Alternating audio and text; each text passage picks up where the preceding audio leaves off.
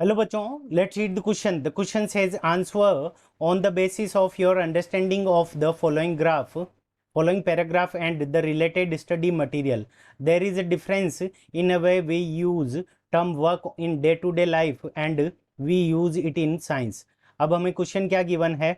What are the two conditions that need to be satisfied for work to be done? ठीक है बच्चों, सो इस question के अंदर हमें क्या दे रखा है कि कौन सी दो कंडीशन है जिसके लिए वर्क डन करने के लिए वो सेटिस्फाई होनी चाहिए। ठीक है बच्चों, सो इस क्वेश्चन को करने के लिए हम क्या करेंगे, की कंसेप्ट अप्लाई करेंगे।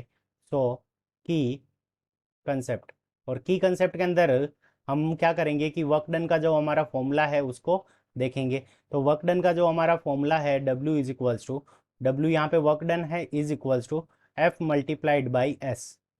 ठीक है बच्चों, तो यानी work done is equals to F multiplied by S। अब दो कंडीशंस कौन कौन सी है जिसके अंदर वर्क डन होना चाहिए। अब देखो वर्क डन जीरो कब हो सकता है, work W is equals to zero. तो W is equals to zero कब हो सकता है, when when S is equals to zero, when S is equals to zero. यानी अगर आप फोर्स लगा रहे हो, जैसे मान लो ये आपका एक बहुत बड़ा ऑब्जेक्ट है जिसके ऊपर कोई बच्चा है, वो क्या कर रहा है कि F फोर्स लगा रहा है। ठीक है बच्चों, F फोर्स लगा रहा है, और यहाँ पे ये जो डिस्प्लेसमेंट है ये ब्लॉक क्या कर रहा है कि आगे की तरफ खिसक नहीं रहा। यहाँ पे क्या है, डिस्प्लेसमेंट जीरो है। तो यहाँ पे इस कंडीशन के अंदर वर्क डन क्या हो गया, जीरो हो गया। तो यानी वर्क डन करने के लिए क्या होना चाहिए, ऑलवेज डिस्प्लेसमेंट होना चाहिए। यानी जब S जीरो होगा तो वर्क डन हमारा क्या हो जाएगा, जीरो हो जाएगा। तो पहली कंडीशन वर्क डन करने के लिए always always always object always object must move. ठीक है बच्चों, सो जो जिस ऑब्जेक्ट के ऊपर आप फोर्स लगा रहे हैं वो क्या होना चाहिए कि हमेशा मूव होना चाहिए। अगर वो मूव नहीं हो रहा है तो उस कंडीशन के अंदर वर्क डन हमारा क्या हो जाएगा, जीरो हो जाएगा। ठीक है बच्चों, सो पहला ये हो गई हमारी कंडीशन। सेकंड कंडीशन की अगर हम बात करें तो वर्क डन कब जीरो नहीं होगा।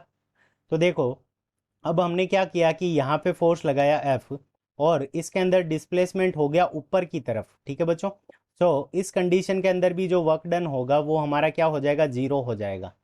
ठीक है बच्चों, इस कंडीशन के अंदर भी हमारा वर्क डन जीरो हो जाएगा, क्योंकि F एंड S यानी जो फोर्स और डिस्प्लेसमेंट है F and S are perpendicular. तो यहाँ पे फोर्स और डिस्प्लेसमेंट जब परपेंडिकुलर होते हैं तब भी वर्क डन क्या हो जाता है, जीरो हो जाता है। तो कंडीशन क्या होनी चाहिए वर्क डन होने के लिए, F and S are not perpendicular, यानी वो परपेंडिकुलर नहीं होने चाहिए। नॉट नॉट परपेंडिकुलर, यानी एफ और एस दोनों एक दूसरे के परपेंडिकुलर नहीं होना चाहिए, तभी हमारा क्या होगा, कुछ ना कुछ वर्क डन होगा। ठीक है बच्चों, सो ये हमारे दोनों कंडीशन हो गई वर्क डन की कि हमेशा डिस्प्लेसमेंट होना चाहिए और एफ और एस दोनों एक दूसरे के परपेंडिकुलर नहीं होने चाहिए। So this is our correct answer. I hope you understood it well. Best of luck, thank you.